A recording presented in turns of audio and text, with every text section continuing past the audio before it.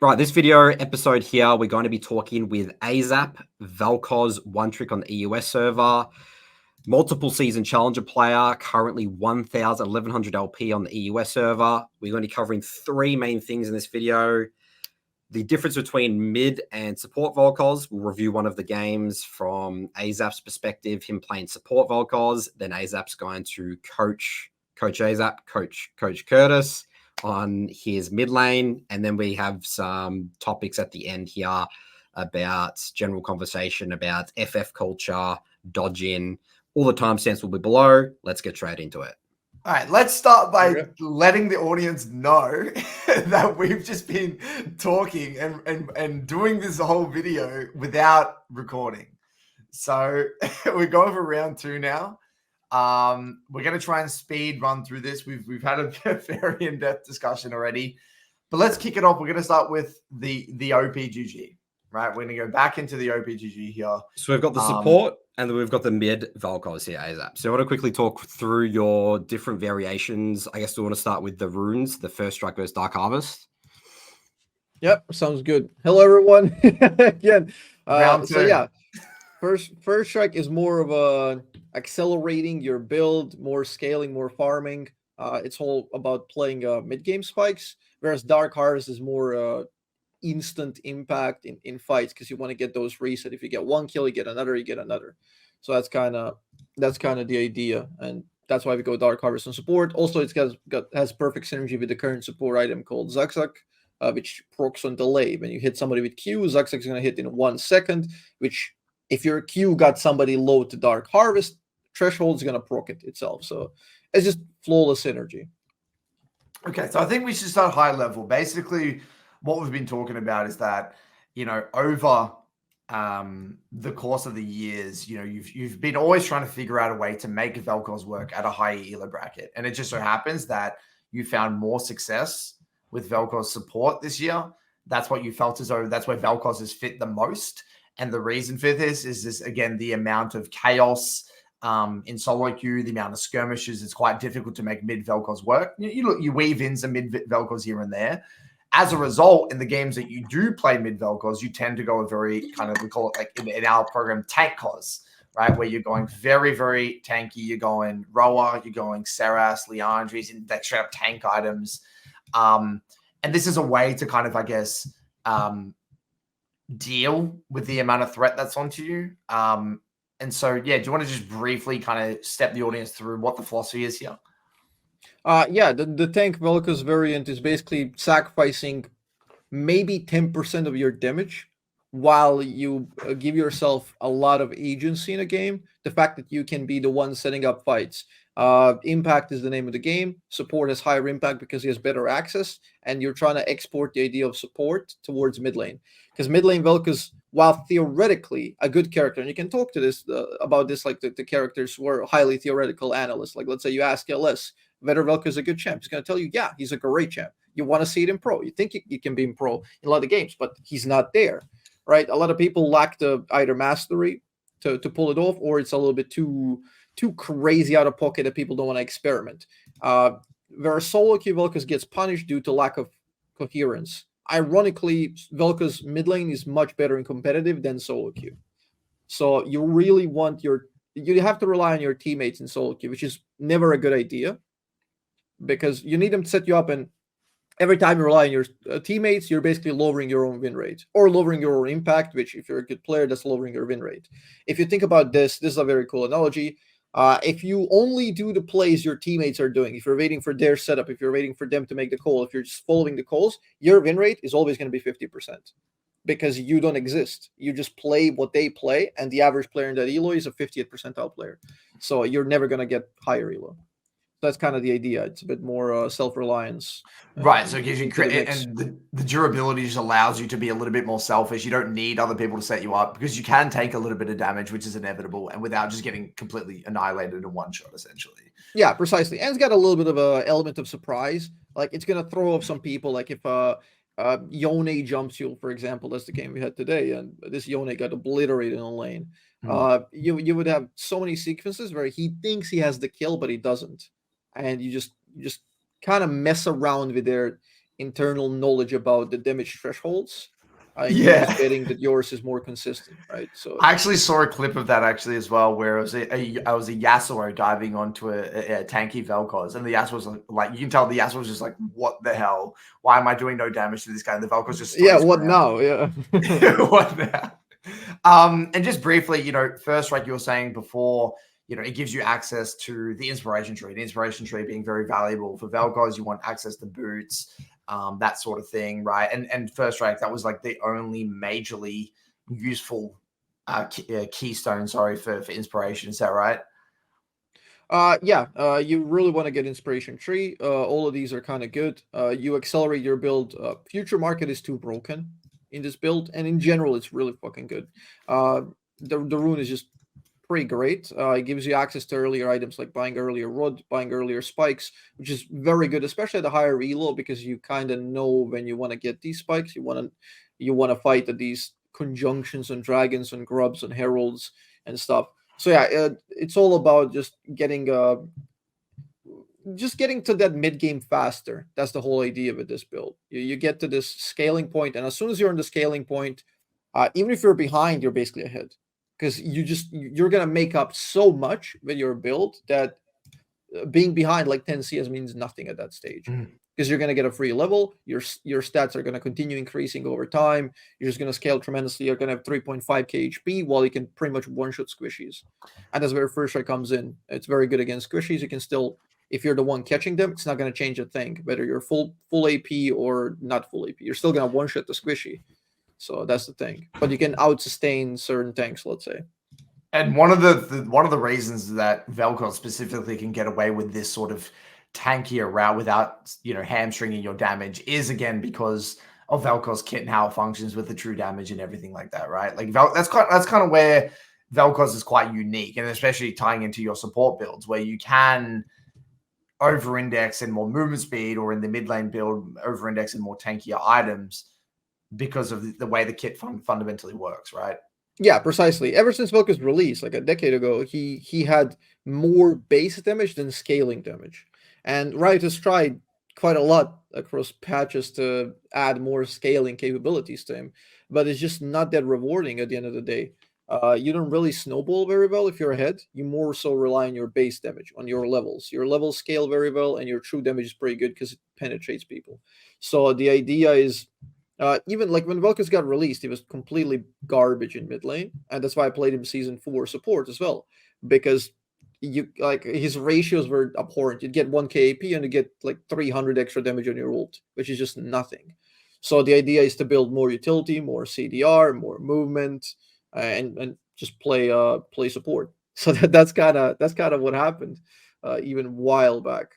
But you can still see the same things echoing like even now. So you like the tanky Vel'Koz mid most of the time, but you sometimes will go a more. You said you have two versions. You have the movement speed. This one was a mid game as well against an Ari here, and you went Shirelias. But you said you're testing, experimenting with this. This is experimentation, is it, or? This is experimentation / preparation. I'm sure that build, that playstyle is going to be very, very good.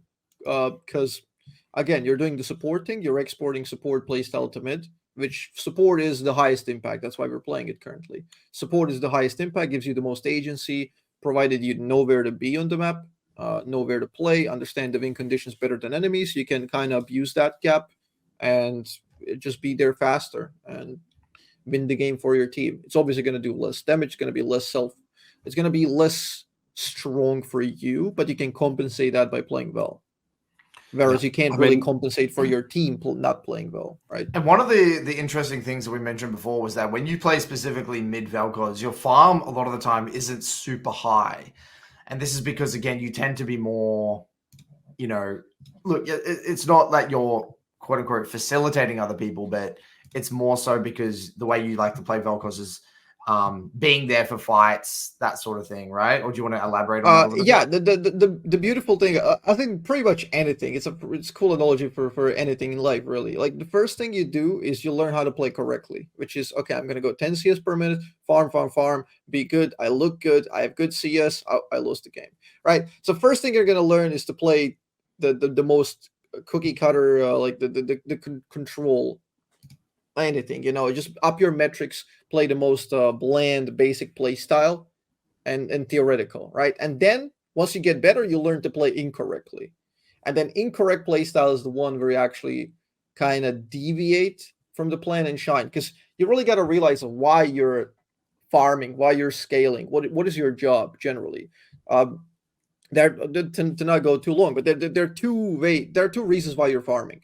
You're farming to shove the wave, which is getting prio, getting vision on the map because the minions are going to move, and enemies have to respond to that. And then the second one is to get money. In early game, farm is the most important because you're accelerating your money so you can get better spikes for items. So you're getting money so you can get items, and then you can convert items like that they give you stats and advantage in fights. So the thing with Vel'Koz is he gets diminishing returns later on. You spike in mid game very hard, death cap third or fourth, and after that you kind of fall off.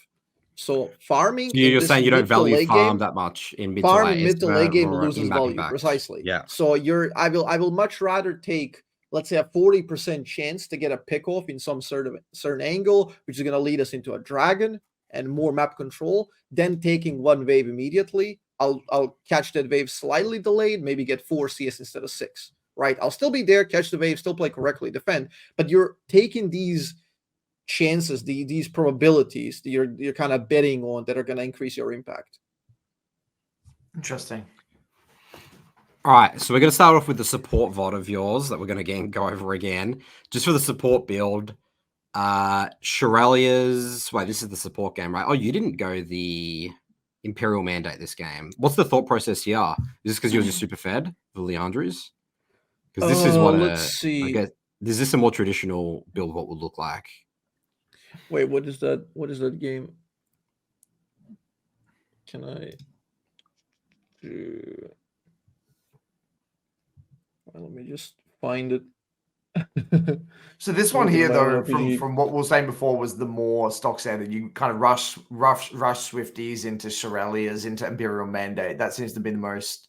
From what it seems like. It's just because Mandate is super cheap and gives you pretty much everything you want.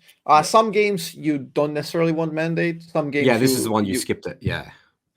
Sorry, this one here. Yeah. On occasion, you might actually skip it, especially if you have a bit more money early game. Mm-hmm. Like, let's say if your recall is pretty good, you can definitely pivot into something different. But yeah, generally you want Mandate Land Race. That's kind of bread and butter here, the best combo. If you're feeling confident, you can always go Mejai's. Yeah.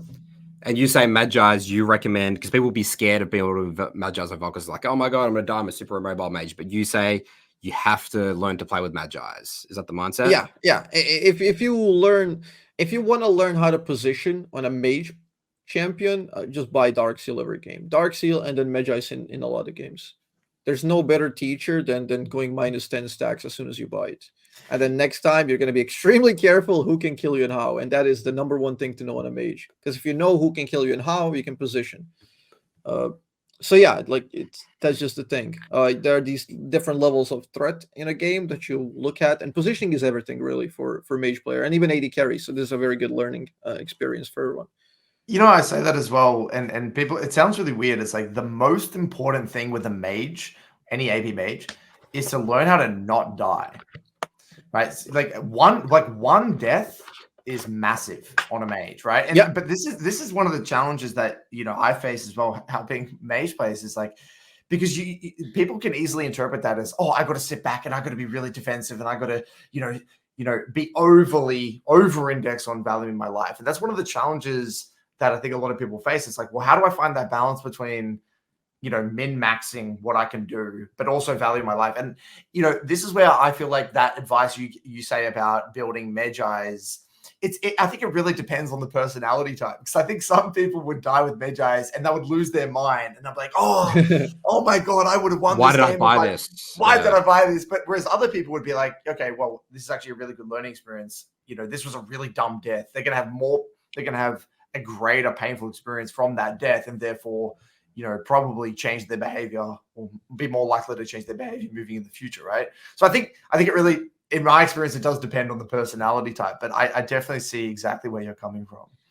Yeah, definitely true. And there is that balancing on the razor's edge that you want to master, of playing just aggressive enough so you have high impact, but not dying, or every time you die to make it justify. Like, the point is not to ever die. The point is to just understand why you died, and those things are really gonna help you focus on it, because pretty much every player, yeah, I mean, you can kind of say this about every player. Every player dies too much. Like, it's just a blanket statement. You can say, like, everyone dies too much. You can always minimize the amount of deaths you have, because there are stupid ones for sure. Every single player has stupid ones. So that's kind of the number one spot where you look at to fix somebody's playstyle.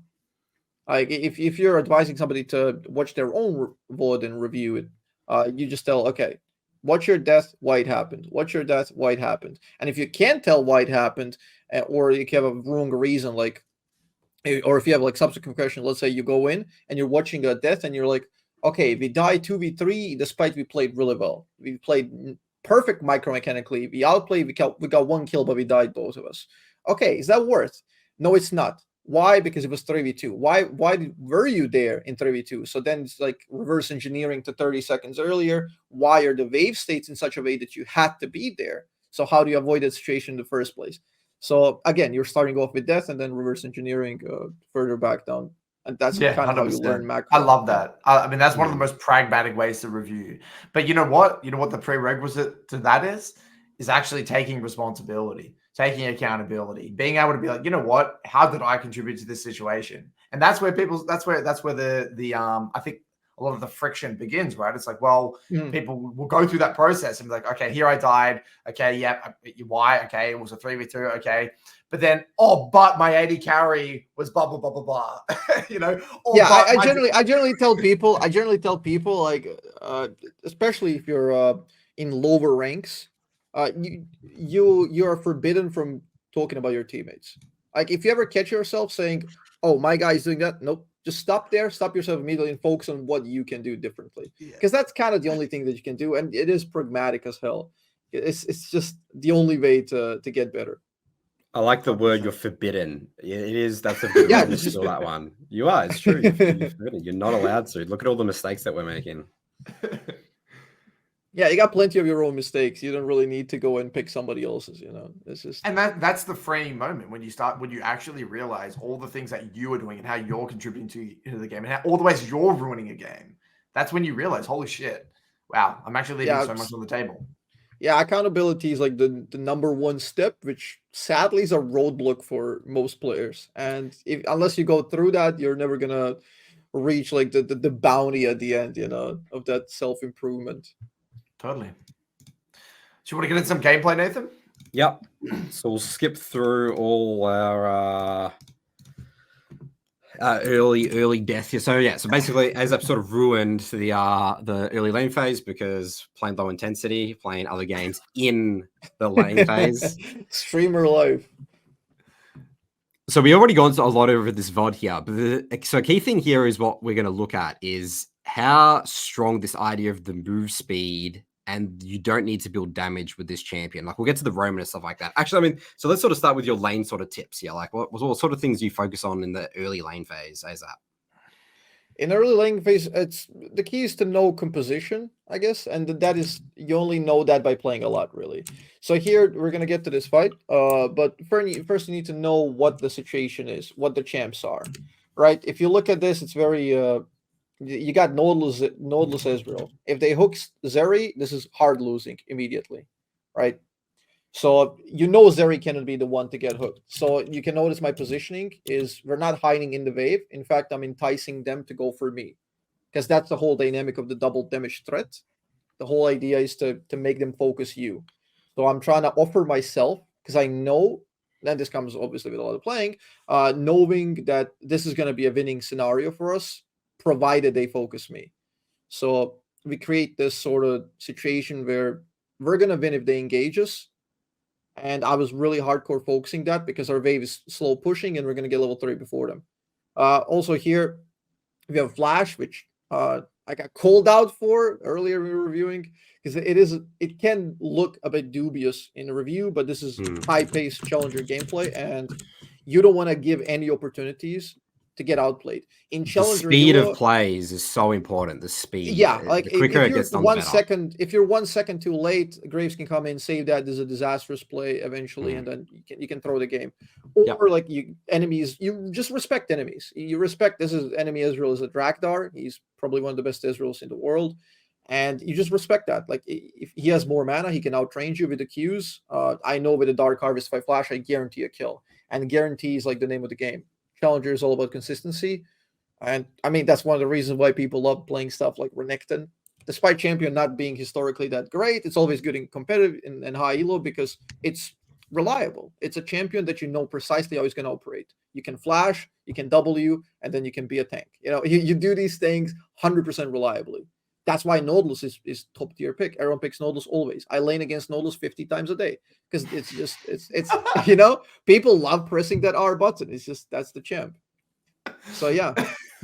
You said that like it's a job. That it's my job to lane versus Nautilus. I wake up, I play against Hook Champ, engage support every single game. And you know what's the ironic part here? I love laning against Nautilus. There's way worse ones, because Nautilus it's a lot of mind games. You can bait them. You can play on the edge, kind of wanting to get hooked, and then get hooked on purpose. You can trigger so many fights because Hook Champ is a double-edged sword. It's actually relatively low damage as well, which would probably favor Vel'Koz as well. Yeah, the idea is where you get hooked. Like if you get very often, and this plays into the movement speed thing. The game is so dynamic that a play can go from being worth for Nautilus to not worth in a few milliseconds of me repositioning. If I get hooked in a certain spot, I insta die. If I get hooked in another spot, just 2 meters away, I live with 10 HP and they get destroyed. And those are the differences. And it's very, very dynamic. And I'm always dancing on that edge and trying to bait out fights. So there's a few lenses that I want the viewers to look at this VOD through, because we've kind of been through this before, but I think there's a few lenses now we can look at it through. So number one, something you said that was really insightful before was the valuing your XP in the early game, right? You don't want to be over roaming in the early lane, because if you get behind an XP, you're just not going to be a champion, right? So, one of the things that happened in this VOD is that Nautilus kind of roamed, and he did get things done on the other side of the map, but because you were able to just keep up your XP, you became a problem later on, right? And you're saying how levels are very important for support Vel'Koz.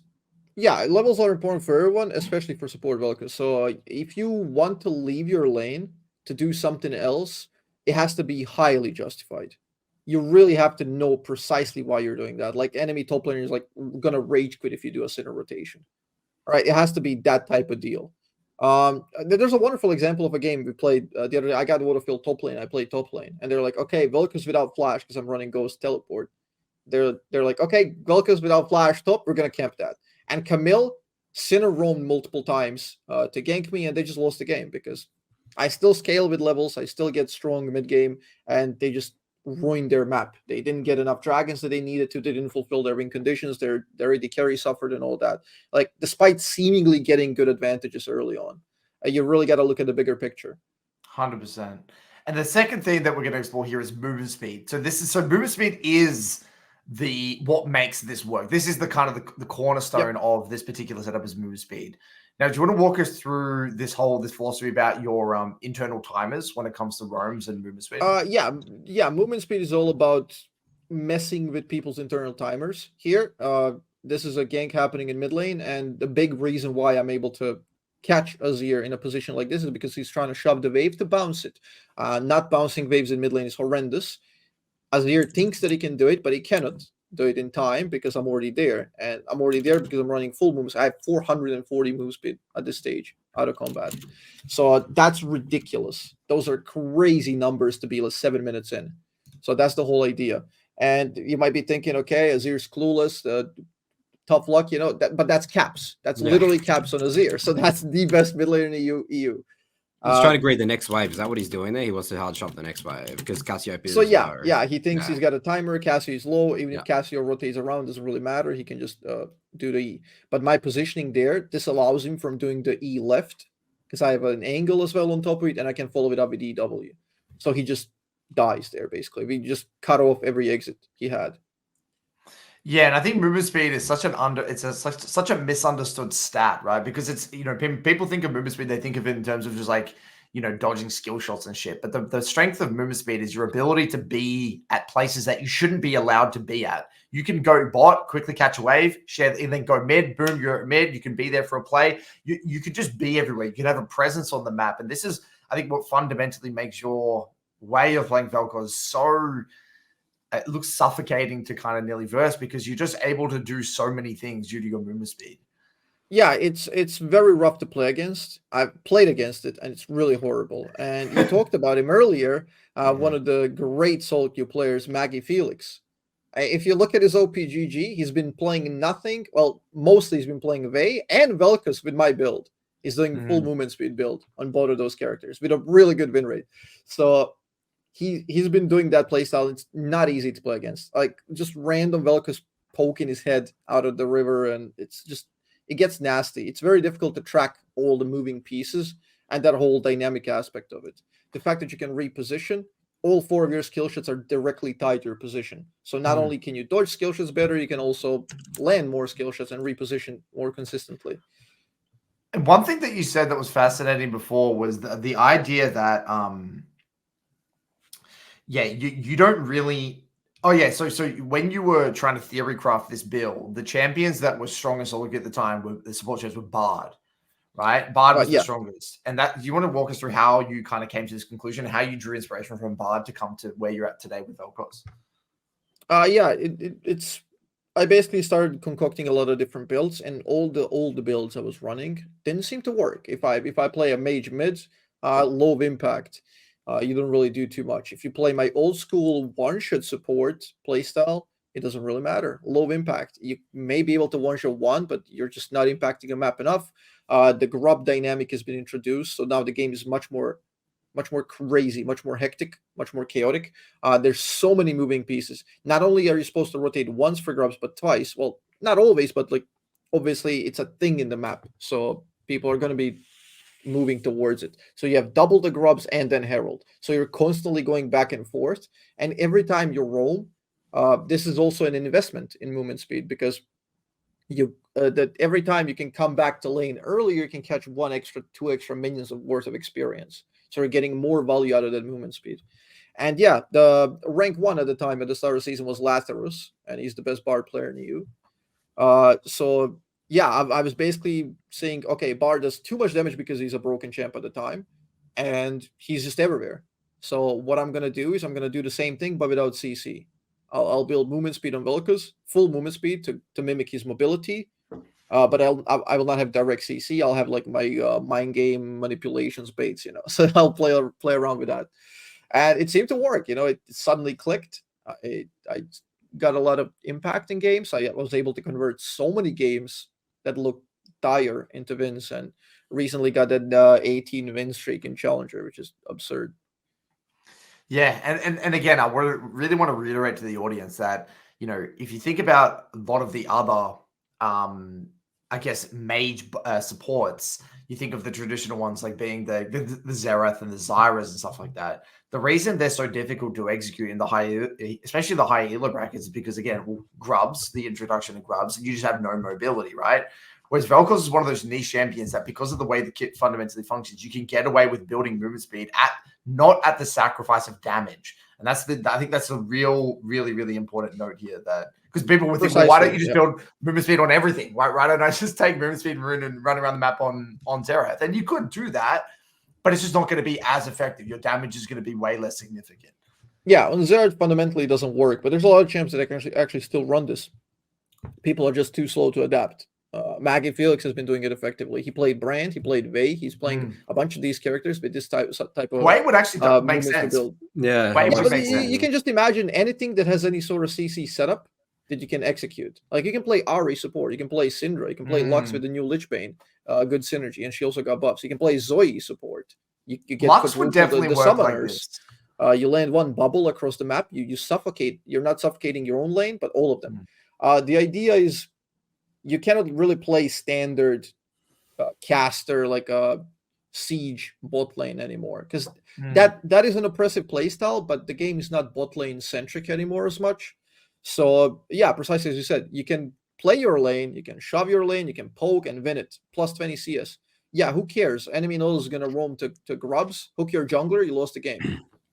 So it's like the you Caitlyn wanna, Karma, getting the massive lead, denying lots of experience, and gold.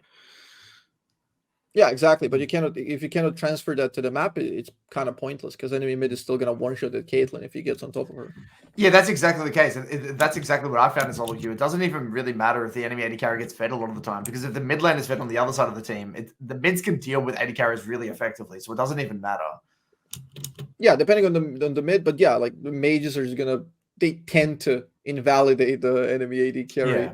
At least until the defensive items come in, and that's almost never up until 3 or 4 items in. Yeah. So in mid games, AD carries are still paper, like any sort of Syndra mid is gonna one shot, Azir is gonna one shot, and every assassin obviously is gonna ruin AD carry. And I love this fight. We go back into the initial roam, Nathan. What I was saying to Azzapp here when we first looked at this, just the actual play is, this is the difference. Imagine this is like a Bard roaming mid. Now, sure, Bard would provide a lot of utility here and might be able to land the stun or whatever. But the reality is that the art is, look at the damage difference. That's from 3/4 HP, basically. This is the difference with Vel'Koz and look at it. Look at these items. He has a Swifties, a Dark Seal, and an Amp Tomb. Yeah, as long as you can get your true damage procs and you can land your ult like that, it's gonna be pretty good. You're gonna do a lot of damage. Yeah, we have that longevity in a fight as well with Dark Harvest. So you get triple the value there in that fight. There was a question that I wanted to ask. You can keep the VOD playing, Nathan, it's fine. Was I asked with mid lane Vel'Koz specifically, what was the elo bracket you were saying that where it felt like it changed? Like you could get away with mid Vel'Koz pretty comfortably up until like a point. What rank was that for you? Yeah, it's master elo. As soon as you hit master elo, Vel'Koz mid hits a roadblock, and your potential win rate goes from, like, let's say if you play perfectly, like, I don't know, 70-75%. In mastery, just instantly shrinks to like 60 max, and that's like if you don't make mistakes, because it's just very, very low impact. It poorly transitions to winning games. And Vel'Koz, he has the weakest spike in solo queue, coincidentally. Because his curve is like he spikes in mid game and falls off late. So you're not having early game, nor do you have good late game. And those are the parts in game where you win most solo queue games, right? You're either going to stomp early, enemy stilt, AFK, rage quit, type, give up, and you win the game. Or you're going to lose early, scale, and then late game you're going to dominate because your champ is that good. Like Kassadin. That's why Kassadin's good. Like precisely. And Vel'Koz falls like neither, none of those. He plays that competitive curve, I call it, because that's like where people want to group and play objectives in competitive elo. But that grouping section and objectives in solo queue is just, there's just not enough synergy for it, not enough coherence. There's no voice chat in this game. Like your jungler self-mutes 2 out of 3 times, like 90 seconds in. You can't really play the game. So you gotta harness the chaos play, like this chaotic play style, and just assume that there is no team. Because if you rely on your team, you're not gonna fare well. And the reason it works below master is because you can make up for that difference in your lane phase. Like the lane is good enough, right, to just prevent you from just like getting leads in the lane. Probably it's just too easy to get crazy advantages that are just gonna break fights, and you can get to a point where you just QR enemies out of lane and destroy them. Yeah, right. But in Master Plus, like they will know how to build defensive items. They will know what the win cons are, even if they're gonna have a good idea, or they know what their champs do. Like mechanically speaking, Master players are really good. Like they generally kind of almost peak at Master mechanically. It's just that from Master to Challenger, you graduate in consciousness and what you're doing and why. You have to have meaning behind all of your actions and why you're going somewhere, why you're doing this rotation, why are you playing for this type of lane. You're not just doing stuff because you can. You're not killing the opponent because you can. You're playing because your wave state is in a good position, and shutting down this guy is going to be very good for your win condition, and you're just playing the probabilities. So another thing we talked about as well was something people would see as basic. Nathan, Curtis, I'm sure I do this, but your usage of fog of war and positioning, right? So like little things like this, like you're just sort of like hugging that wall like a little bit there, you're not just like running into the river and just showing on vision in case someone, obviously nothing happens here. Big one here as well. Again, those are the probabilities. Like you're standing there because If something happens, is the best position to be in because you can instantly engage, or if somebody tries to roam, you can do stuff. You want to be you don't want to be seen immediately. I mean, there are times where you want to be seen on purpose, obviously, but in these cases, you're kind of prowling around. You don't want to, because as a jungler and support, the biggest sin is letting everyone know where you are. Because what's the worst thing Evelyn can do is be visible, right? If you see Evelyn in one lane, zero top lane, threat. you're super chill in the bottom side. Next 45 seconds, bot lane, you're safe. So yeah, like the whole thing is, if enemies don't know where you are, they have to assume you're everywhere. That's kind of the idea behind it. So as long as it you're helps out of with fog of skill war, shots. they can't play really aggressively as they'd like to, because nobody wants to be a fool who goes into a counter gank, right? You engage top and there's a Vel'Koz in a brush there. So if I was seen in the mid, he can go and do that play. And we were saying before about how one of the skills that, we'll talk about kind of Vel'Koz players, where skill shots, right? Obviously, Vel'Koz is a very skill shot oriented champion, but in a way, with good positioning, that solves majority of your skill shot problems anyway. Because if you're good at positioning and you're utilizing fog of war, it's kind of hard to not hit your skill shots because they're going to be running into you. You're going to have favorable angles. It's the skill shots are relatively easy, so it's almost as if positioning is even more important than skill shot usage, which for a lot of people would sound backwards, but I firmly believe that would be the case. True. That's one of the things I wrote in my guide a while ago, like maybe like 8 years ago, and people still reference to me to this day, because in the guide I say that a lot of people believe that this is all about skill shots. The champions like, oh, I'm bad at skill shots, but skill shots are like the last thing in the equation. First thing that goes is game knowledge, into positioning, into skill shots. Because if you have game knowledge, you know where to stand and how to position. Then if you position correctly, your skill shots are a lot likely to land. So you have higher chances. You can convert very low percent chance into near checkmate. Yeah, and actually one of my philosophies when it comes to skill shots, teaching people to get better at skill shots, is that skill shots is a game of anticipation. So the more game knowledge you have, and the more you understand the game through the enemy's lens, the better you're going to get at skill shots. Because think about it, right? Like there are two. Well, I like, if without getting too complicated, I view skill shots through two lenses. There is the raw mechanical aspect of literally timing things, and maybe like reaction times or whatever the hell you want, like mind muscle connection. But there's the actual just raw anticipation of what is the enemy going to do. And if you can really understand what the enemy's going to do, where they're going to be, why they're going to be there, you're solving the overwhelming majority of what it takes to land a skill shot. True. I fully agree, 100%. And that's the beauty of it. You can, you're basically, when you're playing your champ, you're also projecting what the enemy is going to do in your head. You're kind of imagining what they're going to do, and how are you going to act if they do that. And then you can even go one step further, which is where the real beauty shines, and Vel'Koz is really good at. It's exploiting the enemies. So not only do you know what enemy's likely to do because of your in his mindset, but because you know what he's likely to do, you can goad him to do certain thing. So you can reverse engineer it and bait him into a position where you want him to be. 100%. So if you're thinking, okay, this Nautilus wants to engage here, for example, for some reason he wants to engage because they have a counter gank waiting, you can kind of present yourself as a very hookable, in a hookable position, or just slightly be sticking out of the minion wave. He's going to commit for that. As soon as he moves up, you kind of move back so you're further away, and then you get a counter gank from a jungler and you just break the game off of like the simplest play.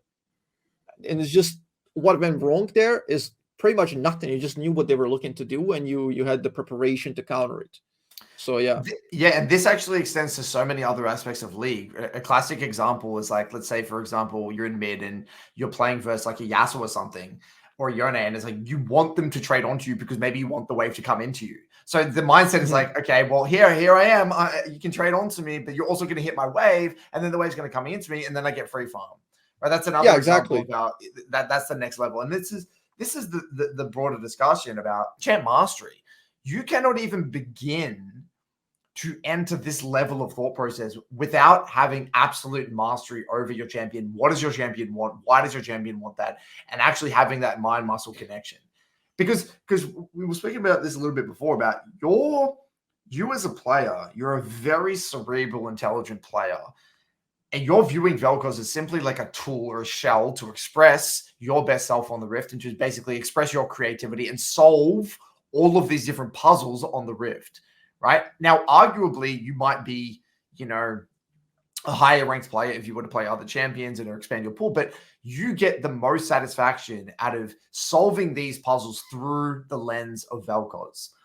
And this is what people don't understand is like that there are so many limits to your champion that you just simply don't know what you don't know unless you actually have this like next level champion mastery, because it's not about you. It's not about, you're not playing the champion. You're actually expressing you.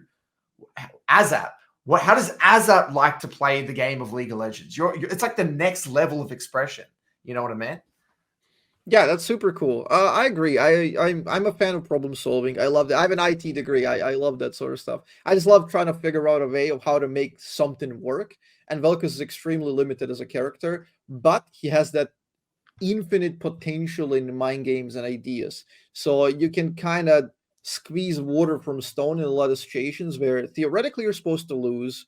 Enemy plays like enemies comp favors them, but you can bait them in a situation which could be winning for you theoretically if you manage to do it. But there's just so many different ideas there. Now, obviously, it doesn't work always. It's poker. You get a hand and you bet on it, and you're just looking for high percent plays. That's it, and sometimes going to fail, sometimes going to work. But if you're a winning player, eventually, it goes up, it trends upwards. And that's the whole idea. Because you're not playing one game, you're playing all the games. And at the end of the day, you want to get that aggregate performance. And this, one of the interesting things is that when you're playing, you're always thinking about, okay, what's the most pressuring thing? What's the next best decision that I can make in a game? And where people struggle is they might be able to come to that decision, but then the mental baggage of, but what if I do this? I do all these things and I'm playing as best as I possibly can and I still lose. But you're okay with that. It's like, okay, I'm going to make all these decisions. I'm going to do the best I possibly can. I'm going to really make the enemy earn their LP, even if I'm in a losing position. I guess it becomes easier for Azapp because there's no other option. Like Azapp's like, I'm committed to Vel'Koz. It's like fully committed. I have to problem solve Vel'Koz. It's because he enjoys the actual process of solving the problems with Vel'Koz. Do you think it's easier? Do you think it's easier to have this mindset on a champion that's not actually meta or weaker than like a champion that has lots of options or is like really strong in the meta? It's like when I was an EUW player back in like season 3, which I got to rank 2 with Challenger, and no one was playing Tank Phoenix EUW. Everyone was like doing the Trick 2G Tiger stance at the sideline and stuff like that at that point. And the fun that I had is that because I knew no one else was doing what I was doing, I came up with it. So I had full responsibility in a way, and every game was a massive challenge. And I feel like that was able to help me push to the champions of levels. Like, well, no one expects anything of me anyway. If I can get to insanely high rank with this sort of style, it's like I was like super efficient, and I'll sort of just actually exact same style. Like I wasn't that strong early, pure mid game, and I just completely dropped off late because I was like carded by Vayne or something like that. I feel like these type of champions, I feel like you can go down 2 routes with like one tricks. Like in a way, it's like I one trick a champ. Oh, my champ sucks. It's limited, or it's like I embrace the limits of it. And that allows me to take things to the next level. What do you think about that? Do you think that's why you're so excited about problem solving the champ like Vel'Koz? Like, what happens if you were like a one trick on like Ari, who's like sort of always around? I mean, I think all that matters is really the fact that you enjoy doing stuff with that character. I think it doesn't really matter because you can be playing specifically for one champ for me because it's partially like my job is partially my brand. I want to do that. And plus I enjoy it. I really love it because I don't really have some sort of, I don't need to really grind and learn all of the specific characters and min-max them to the level of like, okay, I want to go pro now. I don't really have that burden, so I don't have to do that. But if somebody is, they're enjoying it not for that problem solving with the character, but problem solving the game as a game with that character in that moment. So I think you can find enjoyment in both ways, and it's just the best to play the game to its fullest and to kind of do as much as you can, because then you can walk away satisfied because, well, for me, it's specific enjoyment of, okay, I had that cool moment. I bested somebody who I know is an incredible player, but I baited him in the exact sequence that I wanted to, and it's very cool for me. But you can do the same thing as like for if you're an aspiring pro. I drafted incredibly well in this comp, and I knew about that level 2 trick that enemy caps is gonna do, so I outplayed him there. Like you can draw enjoyment from everything. I guess the biggest pitfall here is to pull it back to majority audiences. The biggest pitfall is if you derive enjoyment precisely from LP and numbers, because that's just not going to help you. Yeah, that's the result-based analysis that just kills all the fun, and people get into this gambling mindset, just flipping the game 15 minutes. Did I win LP? Did I lose LP? Doing the same thing. They're not improving the gameplay at all. They're just doing the same thing. Hopefully I get the lucky draw exactly. this time. And you might think, oh, I'm hyper focusing on LP, that means I'm gonna maximize LP, but actually it's ironically not true. The less you care about LP and the more you focus on your own performance and how well you're doing is the best way to maximize LP. Because if you really fixate on LP and whether you're winning, it's just really going to mess with your head. You lose 2 games, you will not be able to perform in a third one ever. If Riot does a patch that changes something and now suddenly you're gaining 18 and losing 21, you're going to go mental boom. You will not be able to play properly because you're just so stressed out that you're losing more than you're winning.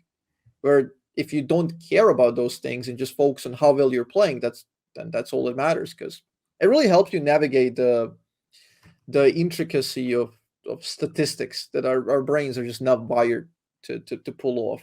That's how like the whole myth of loser queue propagates and all that stuff, because people it's just the large numbers and a lot of coincidences. Like you might think, oh, what is I lost 6 games in a row. What are the odds? Well, if you're in your own elo and you're a 50 percentile player in that elo, like 50% chance to win, like that's 2 to the power of what do we say, 6 games? That's 64, right? 1 in 64. That's not very unlikely, That's a but that's not right really how it works, though, right? Because what people don't understand is that it's not like you're getting your role and your champion and you're in the exact same pick position every game, right? So, for example, let's say like there's a game where you are last pick in the draft, you have the luxury of seeing the entire comp, you get your role, and it's a good game for your champion. Well, the reality is that the statistics or the likelihood of you winning that game is going to be very different versus if you're an early pick, and you have to blind pick, or maybe your secondary role. You know what I mean? But what we tend to do is we tend to group all those games together, and we think that the likelihood of winning each and every one of those games is exactly the same. That's why, and your impact is different in every game, and I agree. Yeah. At the end of the day, the aggregate is going to come down to an average, obviously. Your average performance on all the roles. But the beauty of it is that you got different roles. Like 2 days ago, I played autofill top lane Aatrox, and I wasn't last pick, and I wasn't paying attention in draft, so I didn't ban Fiora, right? And they had the last pick. So I got countered on an autofill role where I'm Aatrox into Fiora, and the enemy Fiora is played by Broken Blade. So that's not good, That's not good. No, and not that's only a low chance of winning that game. But I got weak sided at the end of the day. So I was playing 1v3 top. So that makes it even worse. So what do?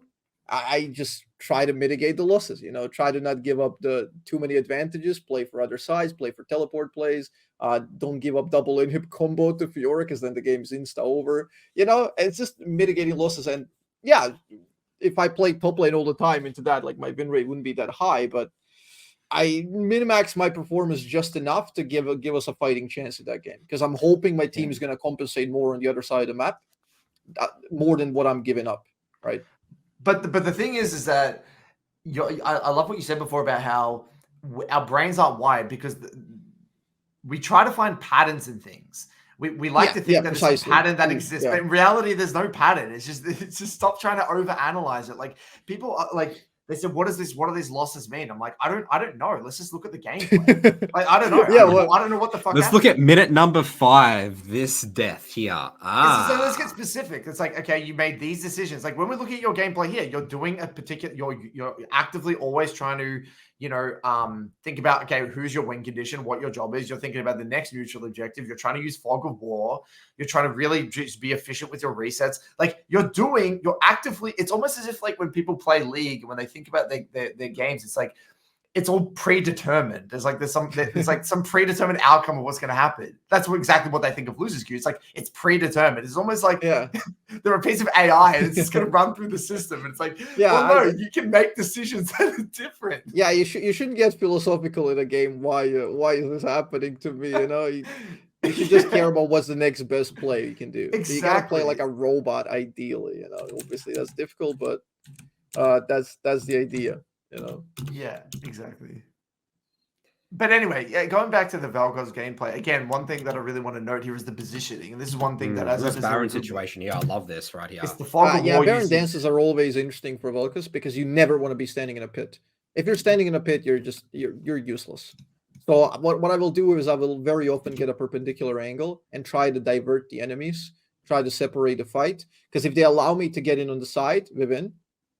But if they don't, I can kind of bait around and strain their team fight here. See, we split them up here, so Galio basically has to die because he's a straggler. He paid the price of zoning me. And that gives us this angle to go in one by one. Yeah, I mean, the amount of impact that you've had in this fight is insane. Like, if I played in a pit, just imagine for a second, like theoretically, if I played in a pit, Galio engages on right, Azir on the left, Nautilus on the left, I can't ever exit, I insta-die. And I'm forced to flash out of the pit, and then I'm useless. The fact that I play here, he has to go in to stop me. Otherwise, I open their fight from a side. And because he does that, I have good movement. I don't even have to flash. I have good movement speed. I can just do that. And then we can chase him down. You're literally playing this fight without ult as well for people to, so much impact you can have with just good positioning. Yeah, that definitely, you really want to be just everywhere, It's all about imposing decision-making on enemies. You don't want to make a team fight very simple for them, right? You're using that dynamicism of having too much movement speed. The fact that, I'm now step forward, which means it's theoretical correct play for enemies to engage you.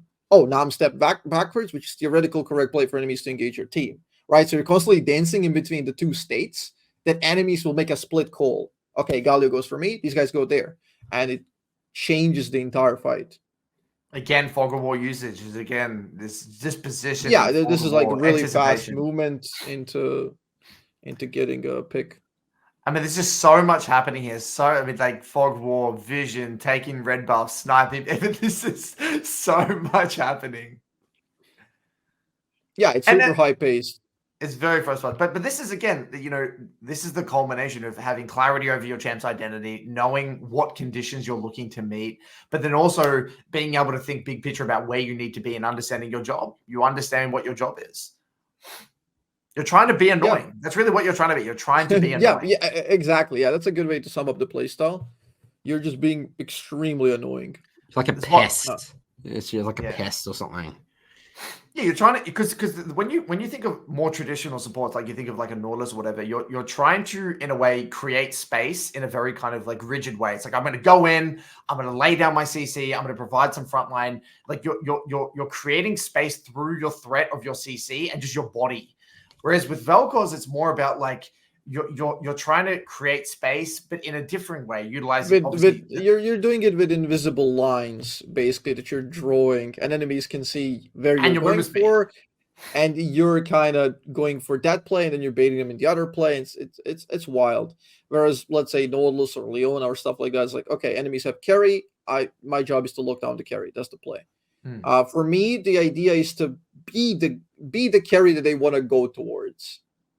So you're kind of reversing that. You're actually drawing attention to you rather than going onto them. So you're doing like reverse pressure. You're baiting enemies on towards you, right? Yeah. And that's why it's such a high skill cap way of playing the game, right? Because one misstep, you die. Or you theoretically, it's unlimited skill cap play because, well, I don't know, like what a perfect AI player could be able to pull off with this. I'd really love to see that if eventually that happens. It'd be very cool what can be done if you have perfect knowledge of the game. Because I'm falling short definitely, and I'm losing a lot, and I'm making a lot of stupid mistakes. Just the human errors. But this is what ties into like the discussion of good deaths and bad deaths, and I think that's something that you have to really explore. Or I'd love to explore is like, because like a death in League, like you know, they're inevitable, right? Yeah, everyone's going to die, everyone's going to make mistakes, but every death is on a spectrum in terms of quality, right? Yeah, Like how you good can, it is. yeah, how good a death is. Like how much time are you wasting? How much resources did you burn? How much space did you create? How much pressure did you put on? How much time did you waste? Versus like, okay, was this just I just got quickly one shot? I was somewhere I shouldn't be. I didn't create anything. I didn't put any pressure on them, you know? Yeah, that's just the equation that you're running in your head, like whether you're pulling enough. Like Baus is a perfect example of this. How often he's gonna die, and it's still gonna be worth it, and eventually he's just gonna win the game because Just go back those here. deaths don't mean too much. 100%. Just go back in, Nathan. Look at the hook. Ready? This is exactly what this is. This is the small details that matter. Azzapp walks in, utilizes his movement speed to bait out the Nautilus hook. And because he's baited out the Nautilus hook, Rek'Sai now can go in knowing that Nautilus has no hook. Look at that. Imagine if Nautilus has hook here. Yeah, this is Well, basically Cassio as well. Cassio can go in. This is what we've done level 2 against Nautilus essentially in this lane. It's about dispelling Nautilus pressure. If you bait out a hook, he's kind of useless. And this fight ends up being pretty good for us despite a terrible situation. And yeah, that's a big reason why that one thing. Because I sacrificed myself at the end of the day, but I pulled their strongest player, Azir, on top of me. So yeah. And he had to pay the price. So at this point, the game is basically over. Yeah. We get a pick here.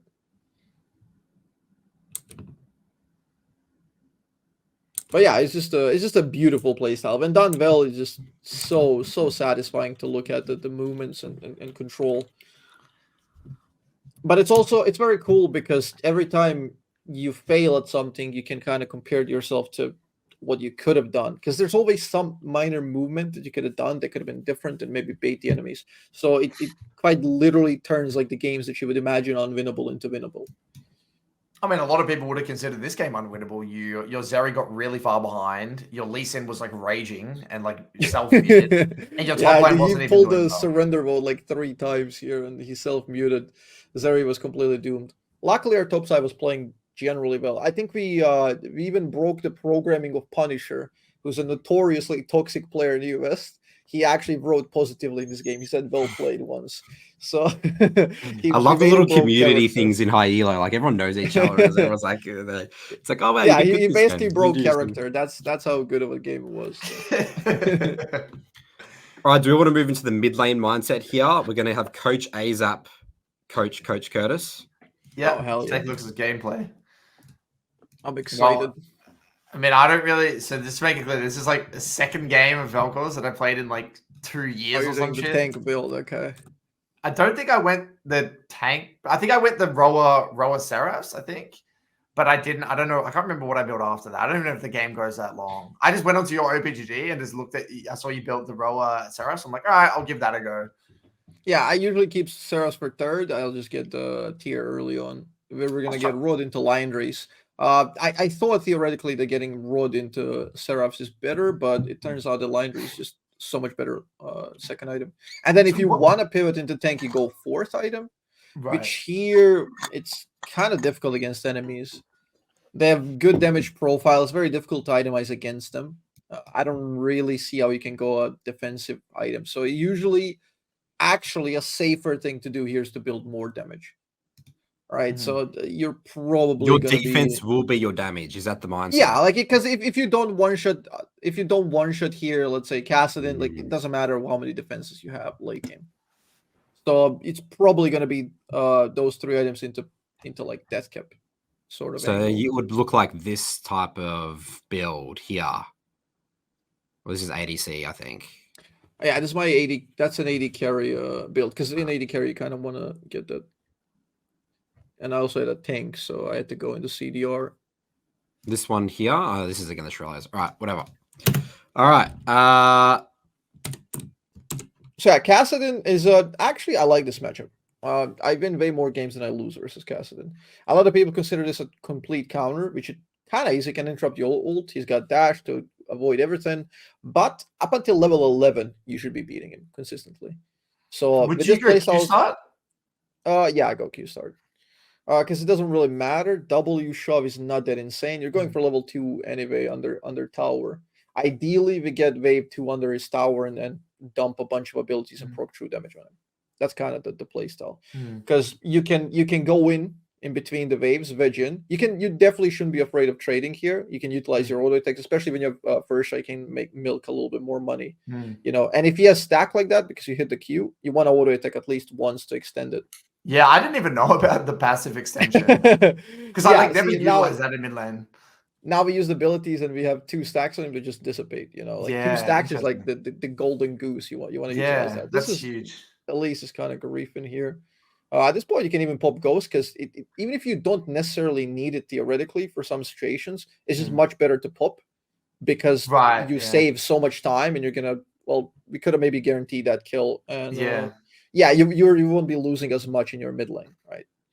So in solo queue, especially in higher elo, you should never be stingy with summoners. Just giga respect enemies, what they're doing.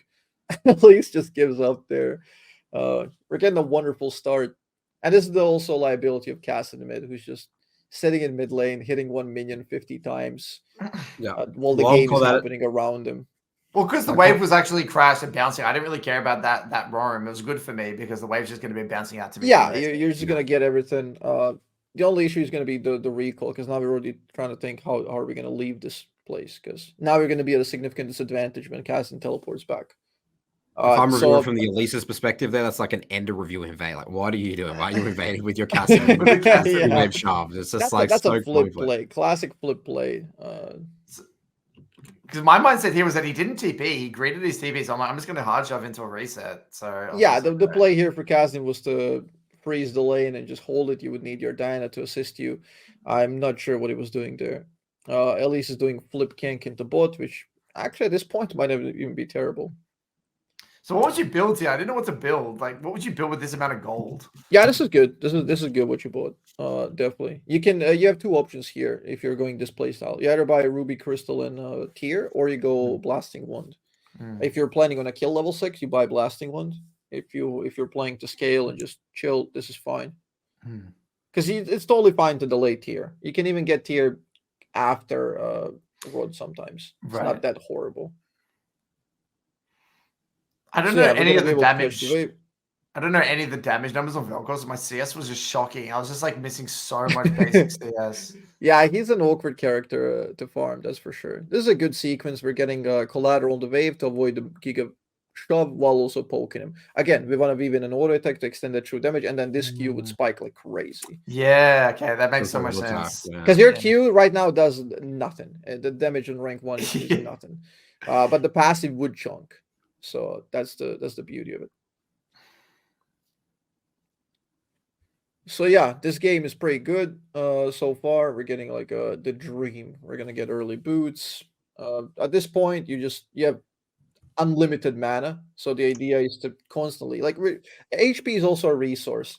A lot of people don't consider HP as a resource. The fact that you have a lot of it here, you can use it in minor trades. Because casting has no kill potential. This is a sinner rotation, essentially, and this guy does nothing. Precisely because casting has no kill pressure. So the idea here is you can utilize your HP and you still won the trade, and he cannot do anything. So in these trades, you can even tank his Q, you can tank the Force Pulse, and still trade him very well. That's impressive, landing E like that. I usually almost never shoot E first. Because he was level 5, I thought I could. Yeah, and he's going for a minion, so it's a predictable minion angle. But usually I'm going to use like Q to set him up because these are super rare. These are dry combos. Yeah. So here we're looking to get a level 6 and. But the auto is actually huge. There's like a lot of these trades. My trades was winning so much better if I just tanked the Q and actually. For sure. It changed the lane a lot. Because if you both go 50%, even that equal trade, which is not going to happen, provided like you played correctly, it's so beneficial for you. If you're both 50%, it doesn't matter because you're the one with the higher burst. You're the one with the ability to set up the fight. He does not. Like he can. What can he do? Flash on you and slow. That's it. So now he doesn't even have flash. So we're already looking to beta play. So now we're going through the checklist. Like how do you play against Kassadin? There's like every champion has a different checklist, and Kassadin one is like use Q and use ult. That's it. If you use Q as his ult, you land 6 stacks, you win. That's EW, Q1 overflowing stack, and press ult, and you beat him. But he has to use both abilities. If he uses just dash, he can interrupt your ult with Q. If he uses just Q, he can dash away. So it's kind of like, does he have flash? Does he have ult? Does he have Q? And the whole idea is to, because we know what we're going through a checklist, which is this sequence right here, we're looking to get a combo. And here, it would be fine to actually ult him. It would be fine to tempo ult him. Yeah, you can tempo ult him here. And it's not a killing play. We don't have a threshold, but he's going to lose another plate because of it, and he has no TP. So it's just really bad for him. Here, we get a scrappy fight, which is fine as long as we land Q. Good. And he just took too much poke, and Kazin doesn't have massive kill potential. This is why I say you win until level 11. Your damage thresholds are just very, very good. Yeah, you basically, unless you're poked out or in a gank, you should be winning until level 11. So yeah, a lot of people don't believe me on that. They're like, "Oh, it's a hard counter. He's jumping. I lose." But you just have to be confident in your damage, stand your ground, and fighting back. Yeah, because the R just does so much damage. Because the only way he loses is if he holds his Q and he cancels your R. Precisely. Yeah. So then it becomes a mind game of what is he gonna do? Here, I would probably pop Ghost immediately in this fight. Oh yeah, true. So it seems like engagement happens. You're just calculating, we're not going to have an instant damage to burst him. He's going to have another dash right after. Okay, I'm going to instantly reposition where he's going to dash, so I'm going to be ahead of him. Yeah, he would have died as well if Vek'Koz. Yeah, he would have died because no flash, so that's kind of the idea. At the start of that engagement, instant Ghost. Ghost is also fairly low cooldown, summoner spell. Especially because we're going Cosmic Insight as well. It's just crazy value. Like, the biggest gap in Ghost is, like, knowing when to use it. A lot of people, like, just don't use it very often. They use it, I'm getting chased, I'm in a bad spot, I'm going to use it. But you can reverse it and use it, I'm going to be in a good spot because I use it. Even in a roam, like if you want to arrive just 2 seconds earlier, you're going to pop it mid-river just to like reach a fight. Here, Kazin, again, did the same exact mistake. You could R there, right, as well? You could R, theoretically, you're going to make another 20, 30 gold from your first strike. He goes low, you get lane pressure. It's super chill. These are totally fine, and in high elo probably desirable plays because that pressure and tempo matter so much more. Because then, who's stronger, Casting who doesn't exist or Vel'Koz with no R, right? So you're gonna be advantageous to your team in any sort of rotation. And that's the problem with if they have Q, it just gets cancelled. Yeah. This is the premature ult, not going through a checklist. And again, Ghost could have gone there with a chase. He could have instantly died, and he loses another wave. So yeah, there's little details that just matter. The go, like not knowing my damage, not knowing my cooldowns, not using like my auto attack. Yeah, for sure. It's all the little details just adding up. That's a brilliant combo, just instantly reversing the fight. And now they have only one threat. If you can get the Draven, it would be cool. But yeah, I just didn't want to compensate. I just didn't want to walk around. Yeah, this is fine. Like you're doing minimal damage sort of stuff there, because flashing over the wall to kill Draven would be kind of rough because I don't think your team has enough damage there anyway. So it's just a risky play. And you're so accelerated right now. This build is crazy strong. But then I messed up my build. I didn't know you go Leandra. I went Seraph second, I think, which is not good, right? Yeah, I wouldn't do this because the Seraph second gives you way less damage. You get CDR, which is good value, but you get way less damage than Liandry's. And Liandry Liandry gives you a bit of HP, which kind of keeps you, because the whole tank thing is staying in a threshold where enemies can't burst you.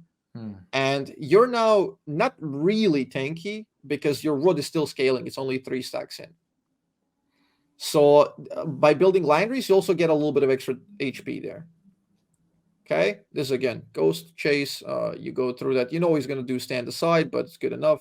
Yep, good tethering. Trying to use that Ghost leverage and then hit him with 1W. Holy, that was a lot of damage. Wow. Yeah, the ult hit sadly there on the return. I got so caught off guard by the damage. That was crazy damage. You're on 800 HP. And see here, his execution. Yeah. See here, if you had the haunting guys, he was I win. You would still have same thresholds of damage for one shot. Yeah, but you would be able to survive that.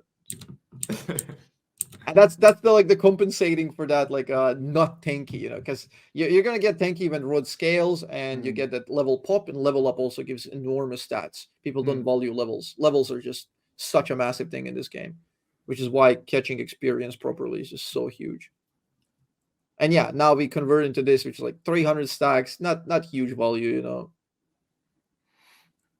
Whereas line race here just means you basically win every fight for your team. Okay, so the game is a bit chaotic, which is not good for you guys. You want it to be as clean as possible because you don't want to risk anything versus Kassadin. You don't really have... You got some tools to deal with it. It's all right. I wouldn't be too worried about Draven. Kassadin is like the biggest threat later on. Draven should not be able to do too much in this type of game. So yeah, we got this is what we call prio. We get the shove into the prio so you can rotate and use that. I knew Elise was actually hovering bot river. I mean the bush, and I'm like, oh, they're just I don't know, just look low percentage because my jungler's nothing. Yeah, it's hard if they have vision, so it's not really gonna work. Here again, you can bait him if he's stupid enough to use the Q. You can get him. Here we can Q flash to kill him. Could have killed him after. Yeah, you can buffer animation Q into flash, and it's pretty cool. If you also do it at a correct angle, you can still catch people post flash. He doesn't have ult there, but he can flash into the secondary Q, right? Nice Q there, nice try. Very good attempt. We're gonna get a tower here. Yeah, at this point you're just dominating. He can never fight you. He's just so doomed. Because at level 11 by default, Kassadin beats you, but because you created advantages in early on, now you extended your timer of domination even further. So now I reckon until 16 you're gonna be stronger. So that's kind of the idea. At 16, like no matter how far ahead you are, it's not gonna help you. So yeah, it's just about what we can do with the time that we have. I guess this is the difference between the mid game as a mid laner versus Vel'Koz support. Side laning, I would imagine, especially as a jungler, dude, I'd love to be killing a Vel'Koz in the side lane. Like, how do you navigate the side lane? Side lane is horrible. Side lane is one of the reasons why Vel'Koz in competitive also is not that great, because you need to draft a dueler with him so you can side lane, and like you're mostly going to be in disadvantage here. So there's always a nervous point in a game that you're in, and you're just weakness. Is my team just gonna insta dive and I catch this wave, right? Like you're just thinking, oh, are they just gonna instantly die? And yeah, that's precisely what happens here. So that's a super rough time of the game. And you can do the next best thing. Oh, okay, fine, I'll get the tower, but it doesn't really matter because it just sucks for your game. It just sucks. Like you want to be in that driver's seat, in that controlling position. You want to be the one who dictates how the fight's gonna go. And now they're like the killing spree. Everything is just falling apart horribly. And despite you guys still leading in kills, it certainly doesn't feel like it anymore because the game just went off the rails. And now we're gonna have to get some crazy good plays to make this up. Yeah, so my mindset was just play around the next neutral, try and get to the neutral early, get myself into a good position, and then just like yeah. Now it's just team fight recovery and objective, and this is like probably the biggest team fight you'll have in this entire game. This next team fight is going to dictate the tempo of the entire game. If you lose this, I think you decisively lost the game. Whereas if you win it, you buy your team like way more chances, right? Because this is like the last opportunity for mid game, really. Like this, you have to last keep opportunity for a game. Good mid game team fight for you while you're ahead, because you're going to fall off later on a little bit. Yeah, and then Garen rotated down, and I was just like, fuck. Yeah, you get a brilliant combo here, but it's just Garen's here, Vayne is top. First, she didn't get the memo that she has to be here, so it's just.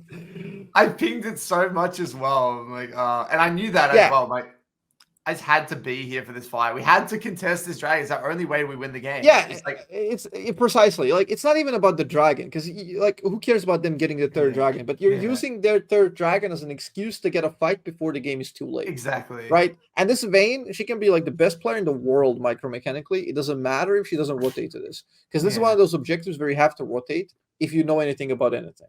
Because this is the fight, this is the fight you want to make your mark. This is what I love this VOD, because I feel like it really exemplifies Vel'Koz mid weaknesses. Like, I didn't play perfectly, and I think I could have obviously done things better and I could have been way more fed and shit. But I feel like at a high level, it really exemplifies the classic Vel'Koz game where you do okay, and then the big game rolls around, and then you're in this scenario where like it just doesn't feel like you can do much. as long as enemies aren't completely clueless, you will not be like insta-winning games from good gameplay. So enemies, they just have to do like their bare minimum with their characters, and this is Malignance casted in with like multiple jumps here. I think the abilities definitely could have been sequenced better there, but you managed to live. So using that Q is already a weakness. Your E is the most important here, and using it like after a dash, this is one of those things where you just have to have the sense of what the timer of the dash is. Like you're using this on third dash, and even if he hits or he doesn't, it's still like good for you, because either he's gonna back the fuck off because he used it and you buy enough space to leave, or he jumps into your E on a third one and he gets obliterated. So it's very difficult to keep up with the pace of high-paced casted and jumps. Like boom, 1 second, you're panicking, you're trying to think, okay, I need to touch my abilities, but it's like, okay, you're looking for windows, there's a window on 1, on 2, on 3. 1 is unpredictable because you don't know when is he gonna go in. Now on 2 you can do it, or 3, right? Makes sense. I mean, this is just kind of how the game went. This is a good scenario. Like I don't feel like you're gonna get a better chance for a comeback. So at this point, you should just ignore Alistar and fight the others. Like you don't want to give Baron here. You should definitely look to fight the other 2 here. You full. So what should I have done here? What do you think I should have done? Move left. Alistar already used most of his. He's got just move left. Running at them. Like that's the beauty of the tanky guy, because if enemies focus you, they're losing the fight. Because they're tanking the Baron, you're still gonna do a bunch of damage before you die, and your team. I could just be R-ing them. I could have just been R-ing them from the left. Yeah. Yeah, like you can even get closer and just completely dish out. It might be a bit hard though, because Draven's holding his E. If you ran there and just start, like you just get hit. Maybe if you like my combo walk here, I don't know. You can just walk like through the Baron pit into them, like the shortest route possible, and dump your combo. That's the play there.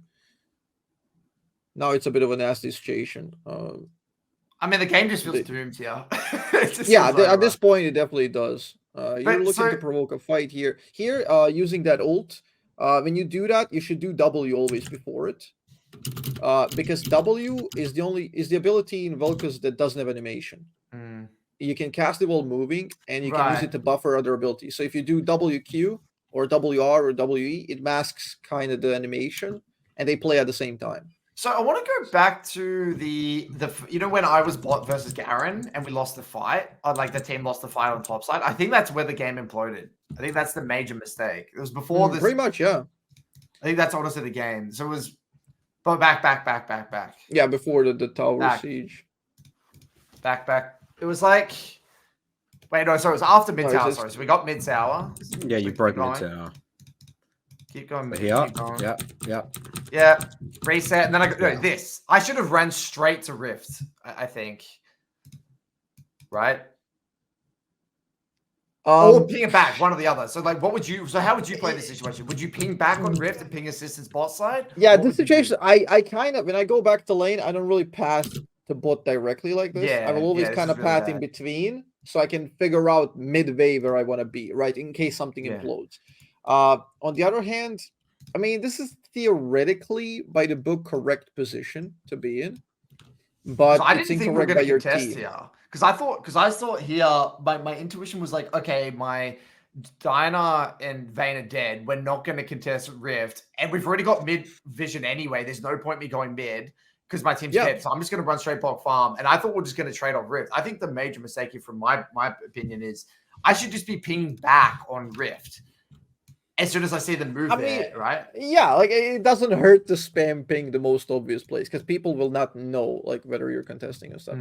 People get lost in the source, So you're in the theoretically correct position, and it's very frustrating to be there and your team's gonna force stuff, and you just don't have the tempo on the map to afford it.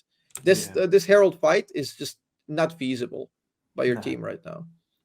So yeah, pushing Vel'Koz side lane. I mean, you could make a gamble based on your team's profile, how they play the game thus far. Like, oh, they're kind of loose cannons, they're gonna do their wild cards, they're gonna do this fight because they're crazy, and you're gonna be like, okay, I'm gonna leave 6 minions, abandon the correct play style, and kind of bet that they're gonna do stupid play. And granted, in this case, we've done that bet. Maybe this whole thing would have gone differently. I agree. I think we win. I actually think we can win the game. The if I fight could have really- been winning there, yeah, and Yeah, which I could agree. like spiral into a game winning. And I think So- that's the end of review play, Nathan. I think that's it. Yep, I think agree. That's it. and that's that whole concept of you first have to learn how to play correctly and then learn how to play incorrectly, because there are Yeah. moments where you want to deviate from the norm, but it like, how do you know? This is just one of the moments. How do you know that this is going to happen? And Well, it's like you said, reading the profile of the game, Azzapp, because like if you look at we had 35 kills at 16 minutes. It's like over 2 kills a minute. It's like it's just one of those games, where it's like everyone's fighting every 2 seconds. And in the next game, you're going to have similar situations, similar players, and you're going to go mid, abandon the wave, and then you lose tier 2, and there's no fight. Yeah, and it's just like, what did I do? Yeah. So you're just calibrating your senses the entire time and you're just placing bets. You're like, okay, this is the bet that's going to be the most profitable. And that's it. Like, the league is just percent game gambling. 100%. And I think, I just don't have the Vel'Koz. I mean, my mental like was so. I mean, it's like my second game of Vel'Koz in like 2 years or some shit. So like, I was like super like, okay, you know what? Because I'm kind of new to the champ, I'm just gonna play super greedy and scale and hope that I can maybe scale and pop off in mid to late game. But now, obviously, having this conversation and stepping you through, it makes more sense. And now, if I would have played Vel'Koz, okay, I need to be a little bit more cognizant of like this sort of thing, because you can't make up for it in the late game. You actually don't mega scale into the late game. Yeah, precisely. And this is why my you said my CS is going to fall off mid to late game very often, because you get diminishing returns and like sometimes you get minimal waves. You abandon, you catch them very late. You catch them to defend the tower and get like the highest amount of minions for the least amount of time invested. Because catching it next to a tier 2, you might lose 20% minions, but you get them and you spend 50% less time there, right? So it's kind of this trade-off of where you're going to be and what you're going to do with that time. Here, this is just criminal. We're in the room, yeah. Right, so you made this post 12 days ago here, Azzapp. I got 18 wins in a row in Challenger EUS without dodging. Dodging's a massive hot topic in League of Legends. People will want to again, trying to min-max that LP. It's like, yes, got to dodge so that I have more chance. But you this is an EUS Challenger. So why did you make this post? I wanted to start the conversation. These are very, very crucial topics, which I feel need to be discussed. And I don't think content creators are doing a good job talking about both dodging and FF culture. So I kind of wanted to start both of those. And a small part of me was like, how the hell did I win 18 in a row in Challenger? So I don't remember anyone doing that. So I just decided to post it. See if it bangs, it gets attention. So what do you, when you're saying people are not talking about this enough, what do you mean specifically? What do you think, what is the topic that needs to be discussed more? I feel like people don't notice the issues. I mean, dodging, recently I've seen a video of Broxa, like queuing up for 2-3 hours to play one game, and people just not living with their consequences of their draft. They're not learning anything. They're just drafting, and if they get a poor draft, they instantly have a leave button. And it doesn't cost anything. You lose few minutes. If you have multiple accounts, it doesn't cost anything. You lose fictional points, LP, which is meaningless because you don't lose MMR at the end of the day. So that's a big problem. And that's like, we need to draw attention to this, to Riot to actually change the system at the end of the day. And yeah, on DFF culture, I feel like the entire League of Legends community recently has been basically an analog of that bicycle meme, like putting a stick in your wheel and be like, oh, who did this?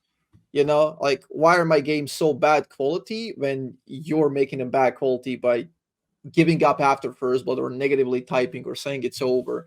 And all of that stemmed, in my video, I did like a long analysis how it all arose and how the culture became that the games are shorter and shorter and people give up more and why it happened. But yeah, in general, I just don't think a lot of people are noticing this and talking about this when it's completely detrimental to the game quality. It's just costing so many winnable games. And not only that, like at the end of the day, you don't care about whether you win or lose, but so much fun time and quality of the game. Because it's pointless to play if two of your teammates don't want to play. Like, they just gave up because they think that the game is over.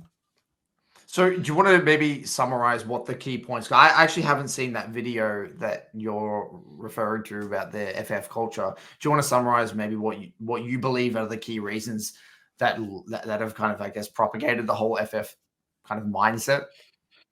There's a lot of them. Just maybe the core. Just pick a handful Well, of the most important basically, I ran through the history of League and like I touched on a little bit on evolutions and psychology, but basically, like the game has been speeding up since season 8. Since season 8, the game has been speeding up rampantly. The game got so fast that it was very, very costly to even give first blood, and people would essentially give up after first blood. And the games got shorter, and then Riot also enabled the early FF.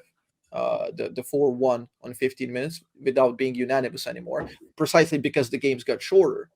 And they took that as a valid reason. And they didn't understand that the consequences of that will be teaching the community to forgo those 10 minutes of gameplay completely. Because you're no longer waiting for 20 minutes to FF because 15 almost never happened before. Now you're waiting for 15 to FF because it's very likely to happen. So those 5 minutes are destroyed. People don't play those 5 minutes because in their brains they decide that the game is over. One partial reason is how it's happening, the culture, the streamers, and this is something I didn't go in. I explained this in the video. It's not something that it's not like a judging and there's a certain way to act as a streamer. It's just natural thing that happens. The streamers that bubble to the surface are streamers that tend to be emotional, that tend to shout. People love real human emotion. They vibe with that. It's very fun, entertaining to see somebody aggressive like Tyler One shouting, all of those things. Like the four toxicity. It's just people respond to that generally. But it also creates inadvertently the mimicking behavior of lower elo players. They act in such a way, and typing after one misplay FF and all of that. Streamers, it's fun because you're doing it mostly as a persona for content. For low elo players, it isn't. Also, another inadvertent effect is, let's say, people like Nemesis who are incredible at the game. I have much respect for Nemesis, and he understands the game. And in 99% of cases, I know he's going to understand whether the game is won or lost. And he can make that FF judgment. But that doesn't mean that the master player or the diamond player or even lower understands what that play is. But because obviously you're not going to be watching as much gold players playing the game. You're going to be watching Nemesis, so you're going to mimic the behavior and imagine, okay, this game is over. I know it's going to be over because I watched on stream Nemesis said it's over. Right? You're going to draw your conclusions in a different setting, which just doesn't apply really. I don't think there's a real reason to ever surrender a game like below master. I mean, there's some examples, but I think between over surrendering and never surrendering, I think the latter is just much more healthier for the game in general.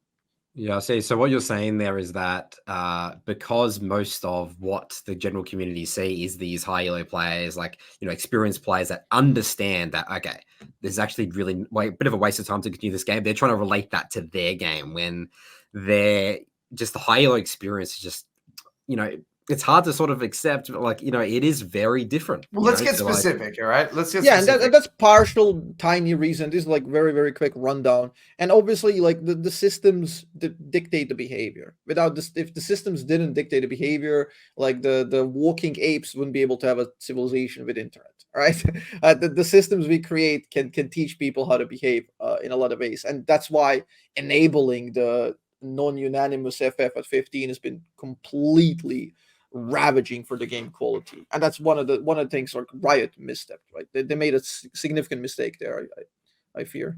Wait, so what do you? So to be back clear, to 20 minutes. It should be back to. Do you think it'd be 20 minutes? Is that the thing? Yeah, I think you're giving up a crucial part of the game because there are a couple of aspects of the game. Okay, so you have the initial setup, which is where a lot of invades, first bloods happen.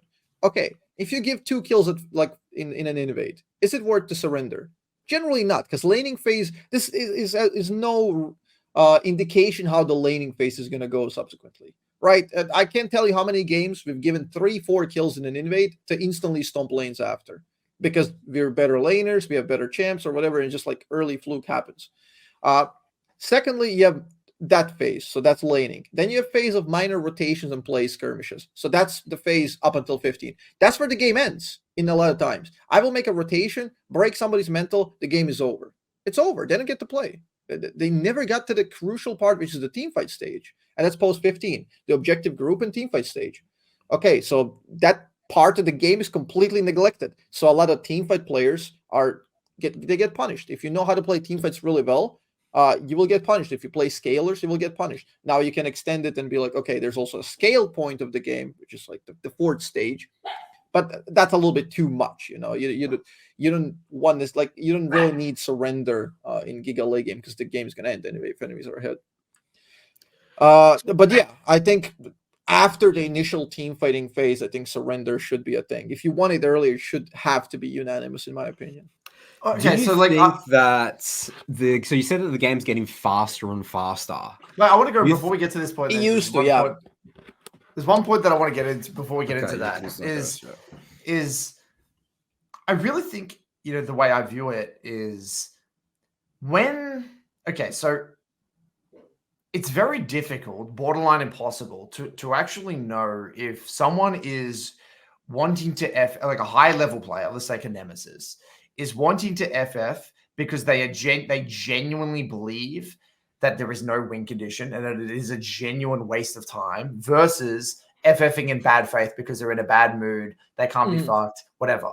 So if we accept this as a premise that it's borderline impossible to tell between that, and that in order to actually what does it mean to FF intelligently? What does it mean to FF with like what is a reasonable FF? A reasonable FF would be where there is genuinely the like, let's say, no win conditions. The likelihood is it's so ridiculous to win the game that it's like, why are we wasting time? Like, that is a skill within itself. Now, in order to develop that skill, to understand what is a very reasonable FF, you would have to be a very high level player, right? You would have to easily Precisely. be a GM plus, probably a mid to high GM plus player to actually understand or have a sophisticated understanding of win conditions to know that. Because the skill of that is what makes a high level player. The master plus climb, the differentiating factor is that a challenger player versus a master player, and one of the main thing is the ability to understand the game holistically. Not just knowing how to minimize as well. It's knowing how to kill the nexus. So it's the way I view it is it's not about me anymore. It's about how does my champion interact with every other champ of the game, and how does every other champ interact with my comp. So it's our comp versus their comp versus my comp. It's understanding the big picture of the game. That is actually what makes a challenger play, and win conditions, as well as champ mastery, obviously. But that is a skill that very, very, very few people actually have on a server. So the reality is that what's happened at a high level is that people are looking at a Nemesis. They're not they are actually not understanding, like you said, they're not understanding that Nemesis is actually, he may be actually right about FFing. And then he's seeing so many things that they're not seeing. He's not looking at the scoreline and like, oh, we're down 12 kills or 7 kills. No. You can be ahead in kills and be like, okay, we've depleted every single one of our win conditions and we can't do anything in this game, provided enemies have sentience. So that happens a lot. And the most like egregious elo where this happens, this sort of over surrendering, well, you guessed it, it's Diamond and Master, where very high ego meets incomplete game knowledge. So you're gonna have that mimicking behavior. Like that's why there's a meme, low master. Like nobody likes playing in low master. It's horrendous because you have this concoction of players. A lot of them do understand the game, a lot of them don't. And the game, and ironically, is going to get decided by the people who don't. Right? So you're picking the loser, you're not picking the winner very often. I want to be careful here. If you're master, you understand the game. You don't, but it's levels though. This is the point. There's levels. Yeah, obviously, it's incompleteness. It's incompleteness. So your ego will outpace your skill. Yeah. That's the real problem. It doesn't really like matter what the skill level is. It's just when your ego outpaces it and you become too emotionally involved in defending it, and you're unable to admit a mistake or even play a game from behind. A lot of people have this problem of actually playing a game from behind. They feel like it hurts them to be behind of the enemy because they take it too personally, because enemy, like maybe they even have beef with the enemy jungler, like being behind against enemy jungler. I hate that guy, you know, like and people do know each other at Master Elo. It becomes a bit more personal. So that's also part of the reason why people just don't want to play games from behind. They don't want to be in a losing position. It hurts them. I think it's actually a learned behavior though, Azzapp, because think about it, right? The skill set or the mindset that you have to become a master player a lot of the time is the game is on me. I have to play really well. I have to outplay my counterpart. It is on me. The solo queue journey is on me. And I think for them, their default response that they've actually conditioned over time is, if I'm not playing well and if I've made a mistake and I'm behind, well, I don't I'm not going to get carried. I mean, I didn't, like their intuitive response is, well, fuck this. That the only way I got to this rank in the first place was me playing really well and carrying my way out of that rank. Now that I'm behind, why would I waste my time? No one's going to carry me. Like their idea of what a challenger player would be like this. They're playing perfectly. They're not making mistakes. They're not getting carried. And also the mindset of, I don't want to be carried. I want to actually get the LP in a way whereby I am the one that is actually contributing to the game. I am the one that is winning. I'm the one that's carrying. Like I'm not condoning this behavior. I'm just kind of I imagine that's partially why it happens. But again, like master is like where you have to look at the bigger picture, the entire game, and in order to transition to challenger, and that's why challenger players are that much better, because they actually can not only look at their own state in the game, but even understand their own relative state to where it should be. And you can be 0-3 and it could be worth for that game, and you're doing well and you're fulfilling your win conditions, and the game is going to be very good for you because you know you're going to win it in mid game, or you just have to survive this portion of the game that could be difficult. If you get too emotionally attached or too self-conscious about it and don't want to be looking bad, you can take the easy route out, which is sad. It's basically losing before you had a chance to play the game out. But do you think changing the FF from 15 to 20 would even really do anything? Oh yeah, definitely. I feel like that when people give up, it's more earlier than that. Yeah, you think? Like those games, mentally checked out, right? 5-6 minutes. Precisely because it's learned behavior. It happened. The game was super speeding up since season 8, right? Like all the new champs are getting faster, stronger, faster, stronger. The game is accelerating. The average game is shortening, right? And this was done because LCS games and Worlds games were having few kills in season 5, 6. So they wanted to speed up the game. And the game sped up. Do you think that's good? Well, do you like that? The fact that games are faster? I prefer more chess-like, but I also don't want it too boring. So there's just like a balance. Because I feel like for the general player base, especially just I think game right now is in a great position. Yeah, I think so too. I think the game right now is in a great position. It's very, very good. There's build diversity. There's the games. But you know what happened? They did 2 durability patches. And why did they have to do that? Because the game accelerated so much that everything would one-shot everything. And they did durability patches and completely removed Mythic and changed items precisely because that's the break that they had to pull from game spiraling out of control. And my contention here is that there's a desync that's going to happen with me or without my movement or whatever. It doesn't really matter. It's going to happen eventually. It's just that the people haven't updated their internal senses of the game, and I find it frustrating. Because before, they might have been true in a lot of cases where the game is completely over when the games is accelerated. But now the game slowed down significantly. It plays way more into the mid to late game. The games are longer right now. But the community operates under the old principle of fast games.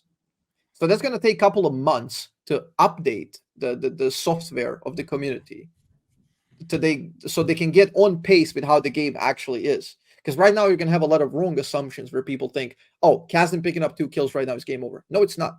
You have so many Vek'Koz, you have different ideas to play for, right? Like, I fell behind as Lee Sin. It's horrible because I'm early game champ. No, you're not. Sundered Sky, Eclipse, you dominate, right? There's so many different things right now that you can pull off, and the game is not the same, and people just haven't updated. And I found it very frustrating how a lot of games are being thrown out because people just lack the knowledge to know that it's winnable. But I view it as like a strategic advantage. Like the way I view it is that I genuinely don't think it is a solvable problem. Like it's a top-down problem, right? Like you said, the only way this remotely gets altered is by the top content creators and top streamers changing their behavior. Like that is it. And it's going to happen. It's going to happen in a few months. Again, maybe it's not changing behavior. I think it's more about education about how the game works. Like I don't feel like it should be like just saying just don't FF. It should be, again, more nuanced, sort of what we're talking about. It's like, this is why this game is still winnable, and this is why this game probably a waste of time. That's boring. That's the thing. That's difficult. It's very difficult to go into nuance like that.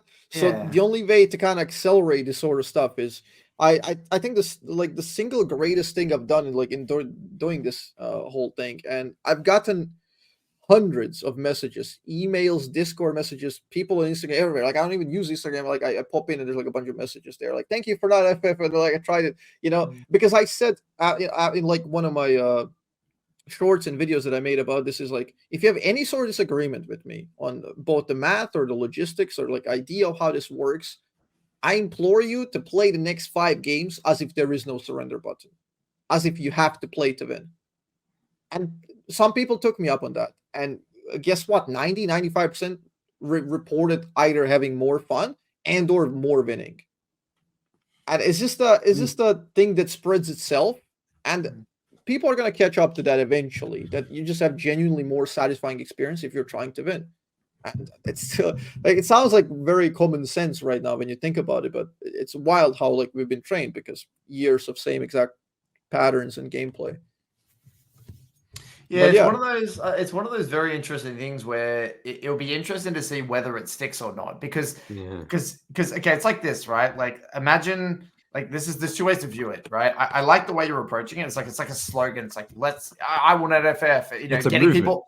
It's a movement, right? The movement of not FFing. And I think that is a good way to go about it. But there's also, I can't help but feel that, at least from my perspective, it's like, okay, yeah, let's say that person plays 5 games and not FFs, and then 3 weeks later, they start losing their mind because they have a bunch of rough losses, and then they just go back to old habits. Like a part of me feels like it's like one of those things where it's like, yeah, it works. It's like a fad. It's like, oh, this new diet, everyone's having fucking lemon water, and it's like, yeah, this is the greatest thing. And then like, it's like, you know what? I realized, fuck this. No one else is doing this. I can't be bothered anymore. I'm just gonna F it. That's the easy way out. Like again, I think that this sort of thing is great. I think it's what you're doing, and this whole discussion is super important. But I don't know. Part of me feels like the only way for sustainable change is, again, that it has to come from the people that people are watching, like the Tyler ones and the mid beasts and the whatever the hell it might be for sustainable change. Again, like if you think everyone is going to follow and it's going to work on everyone, then you're going to get to a state where nobody surrenders, and that becomes a new thing. And then you actually have more hostages than actually like playable games or winnable games, right? So has the counter effect, but it's not going to work because this majority of people don't do it. It's kind of like why majority of people don't work out, they don't train. It takes a significant like buy-in to do it, and then once you try it, only a few will try it, and then once you try it, only a few will stay, and they're going to stay on that positive feedback loop of actually enjoying it, and you'll win more games, you're playing better, you're doing that, and then that feeds you back into the same exact mentality, and few will stay. I talked about this in a form of evolutionary stable system, like how you're trying to balance out, like in a world where everyone over surrenders and gives up easily, a person who doesn't surrender ever has a significant advantage, and it's just going to win more games. And eventually, we're in that rubber banding phase where too many people are surrendering. So now people not surrendering are slightly on the rise, and they might go the rise to a too high degree eventually, and that they might gonna go back. But it doesn't really matter. Like the point is now it's slowly improving and getting calibrated with actually where the game is and what the surrender percentage is, because there is a theoretically correct surrender percentage. We don't know what it is, but we know it's lower than it is right now, right? Because you have 40% surrendering in Japan, 38 in Korea or something like that. These change a lot. EU West is actually really good in this. EU West is like 20-something%, which is still slightly too high, but pretty good. Like EU West plays out a lot of games. Interesting. Yeah, totally. No, and I love the message. It's a good message. Challenge. It's a really important message. I think it would benefit a lot of people, just like having more fun. That's what a lot of our podcast is about. Just how can we enjoy the game? Let's not focus in on like whether this game's win or loss. Let's just look at what do I do at 13 minutes in the game? What's the next best decision? Yeah, it's so much more fun to play the game that way. If you derive enjoyment from your own performance, despite the odds, despite the situation, if you make a good play in a bad game and you still lose, you're still proud because you play that and you know that you can. And if something just slightly went differently, you could have won that game. And you learn about its character building, it's self-improvement. You're learning, you're getting better as a player. And yeah, at the end of the day, if you want to be top-notch player, that's basically what you got to do. You will have to do that at some point if you want to be the best of the best. I just think it's just been misery. Imagine spending like just a 4-minute period in the game, like trying to like concoct some sort of narrative why like I should FF at 50. Like that would just be misery in my eyes, but that's probably what a lot of players just go through. That's what they're thinking. Yeah, like it's a waste of time at the end of the day. If you don't enjoy, you shouldn't be playing games in that situation. Yeah, you're losing 50% of your time in being miserable. Like, that just doesn't sound like a good proposition. You can do better things with your time than be miserable 50% of the time. Yeah, well, this is it. It's basically like gambling. You're just rolling a coin, like flipping a coin, see, okay, do we get a win? Do we get a lose at 15? Okay, time to go next one. Time to go next one. And then also because people who do that, they tend to get hyper fixated on that and LP and winning. It's basically a mood swing. Like, oh, I won 4 games today. I'm in a great mood. I won 4 in a row. Tomorrow you get 4 bad games because statistically speaking, it's extremely probable that it happens because it's a law of large numbers. You're playing a lot of games. And solo queue is a marathon, not a sprint. So tomorrow you're gonna have a bad day. You lose 4 games, then you feel like shit, and it impacts your daily routine because you're oriented on result-based analysis, which involves 9 unknown variables, and that's ridiculous. Like, you should focus on what you have done, what you could have done differently, if you enjoy that, if you played it well, and if you reprogram yourself to derive enjoyment from playing as well as you can, then you will enjoy most of your games, and you're going to have a great time playing the game, and it's going to be more beneficial. Like, I don't see what the real downside is currently. Again, it's sort of this conversation of logic versus emotion. Curtis and I always say League is just such an emotional game. We could sit down and say, why did you give up with this situation? And then they'll actually say, yeah, it probably doesn't make sense. You could review it with them and like, oh, I was just emotional at the time. Especially the sort of a younger, sort of player base. Who knows? Maybe as like the League player base just grows, so like all Challenger players like 40 years old. We're all just like emotionally, like really, self-aware. We've gone through all this and we can like educate.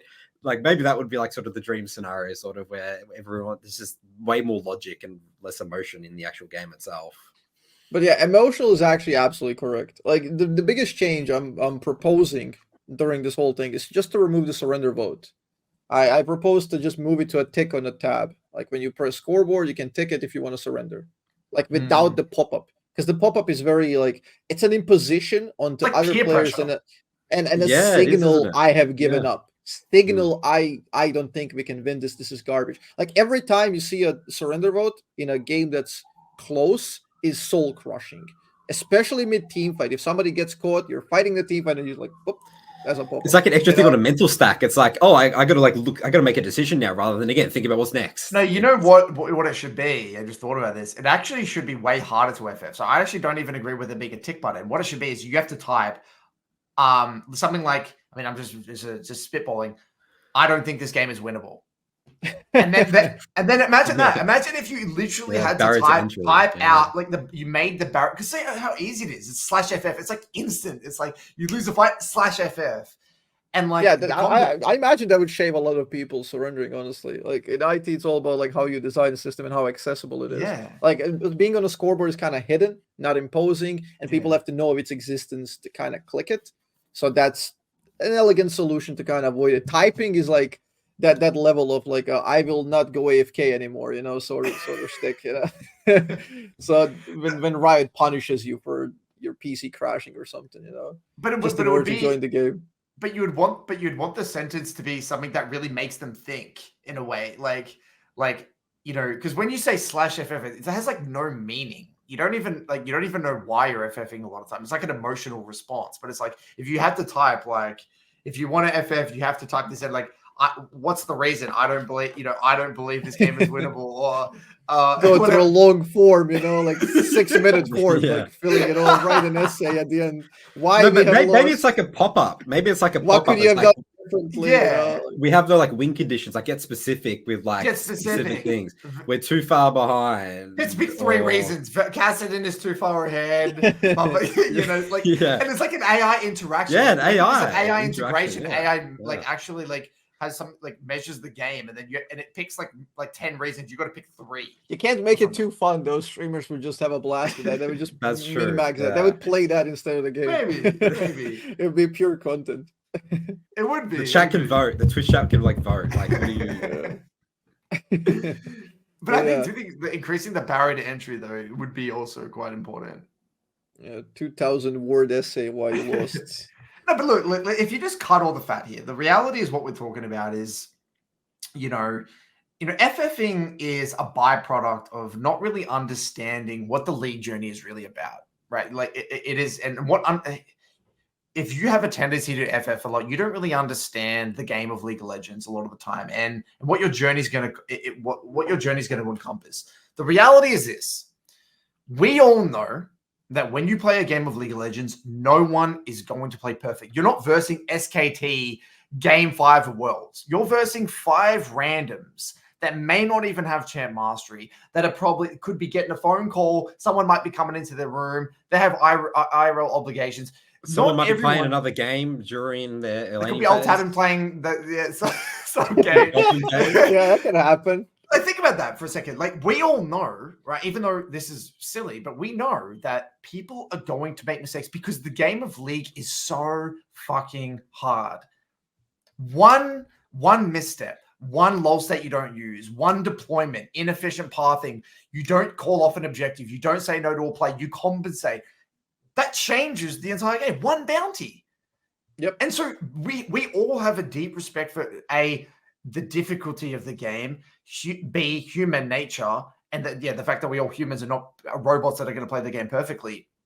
And between all this, chances are that, okay, yeah, all right, they are likely going to make mistakes. And the lower elo you are, the more prevalent those mistakes are going to get.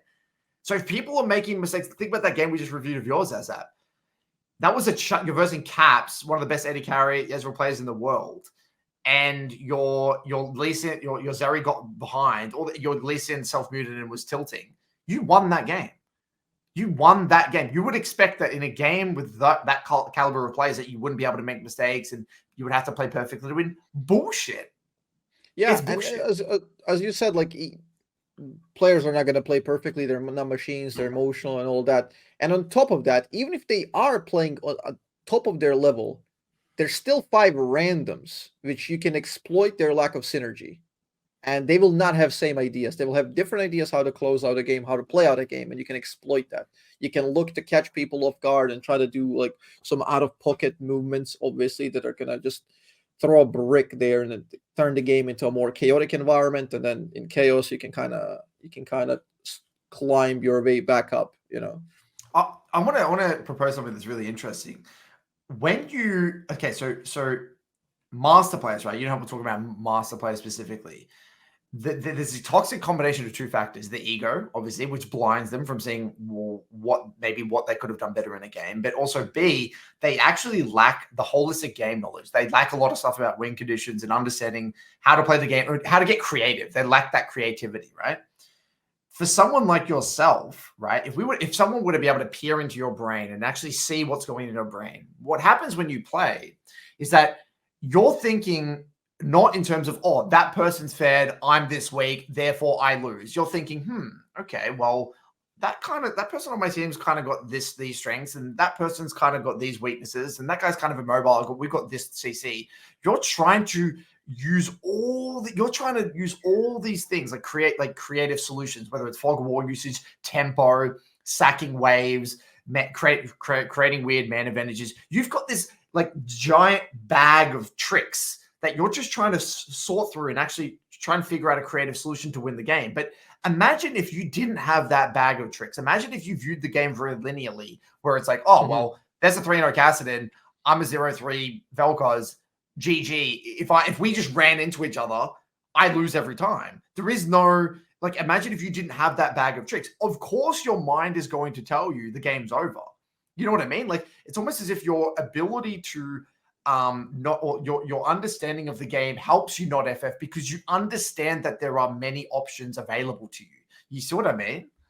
Yeah, I definitely agree. And yeah, there's definitely ideas there that you can execute. And if you look at it and just like a Dragon Ball Z type of power level thing, you're not gonna win. The whole idea is to find a crack in the armor to figure out some sort of weak link. There's a cool moment I played with my friend. I don't really play chess. I'm like 1K elo maybe, like really bad, you know? But I played with my friend who's 1700. He knows all the openings and all the stuff. And I just did random stuff at the start because I knew I'm going to take him off the beaten path. Because if he knows all the pre-planned moves, I'm going to do random stuff. And we got into a very good equal mid-game, mid to late. I lost at the end. But it was like maybe like +1 or 2 for me, but I just didn't know how to close it out, But it was a good experience how to like fight somebody who's just way better than you. And that's the same thing in League. If you're fighting somebody who's better than you or stronger than you, that's a both learning opportunity and an opportunity to get creative and to problem solve, to figure out ideas how to do something. So yeah, you just keep throwing those tricks, maybe inventing new ones, see what happens, and sometimes it works. And that's a very good learning experience. And people don't view it like that. They view like, oh, the game's already predetermined. This guy's fair. The problem is unsolvable. We know that's just not the reality. I love that word creativity in League of Legends. I feel like that's really just helpful to have a healthier mindset around the games. Like, okay, how do we create the situation? There's so many tools in the game. Fog of War. Yeah, like building weird items or doing weird things on the map. Something that's completely going to break people's notions of what a game is going to look like. And yeah, that's definitely cool. One of the coolest things you can do in League, is subvert expectations, win a game that's lost. Play an early comp in the late game and beat the enemies. Stuff you like gotta build that muscle, don't you think? Though, is that the more you do that, the more you're going to not use that FFO, right? I guess you're going to build up your confidence in your competence to do that sort of stuff.